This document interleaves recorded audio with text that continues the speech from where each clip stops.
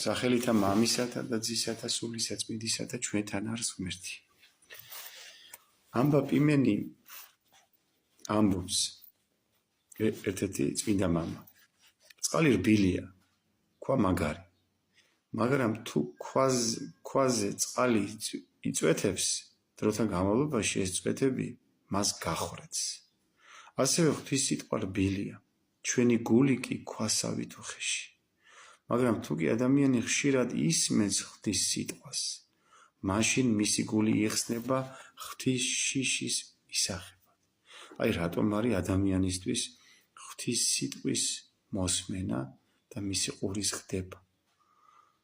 ადამიანის გული დღეს არის გაუხეშებული, იმიტომ რომ ადამიანი არ ისმენს ღვთის სიტყვას და შესაბამისად მას მადლი არ აქვს ღვთისაგან. და აქ ღვთის შიშის მისაღებად გული იხსნება, ამბობს ამბა პიმენი.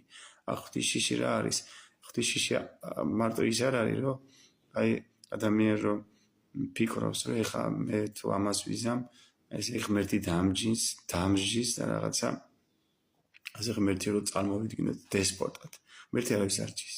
ღვთის შიში არის ის, რომ როდესაც ადამიანს ეშინია იმის, რომ ისეთი რამ არ გააკეთოს, ისეთი რამ არ გაიფიქროს, არ განიზრახოს, ისეთი რამ არ თქვას, რაც ღვთისგან განაშორებს მას. იმიტომ რომ ღვთის გარეშე ეს უკვე უკუნია, ჯოჯოხეთია. როდესაც ადამმა და ევამ აი ურჩვების შედეგას დაკარგეს, ღვთის მადლით რომ დაკარგეს, აი მაშინ დაეწყოთ მათ უბედური ცხოვრება და აი მაშინ შემოდის სწორედ ცოდვა, აი მაშინ შემოდის სწორედ ესე იგი განსასწრებელი და უბედურება.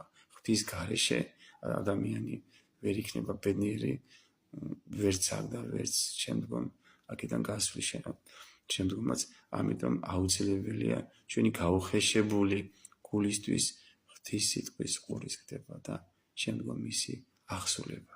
ღმერთმა დაგლოცოთ და შეგვაძლებინოს ყველას, რომ ესე იგი ვისმენდეთ ღვთის სიტყვას და შემდგომ ვცდილობდეთ მის აღსრულებას. ჩვენთან არის ღმერთი.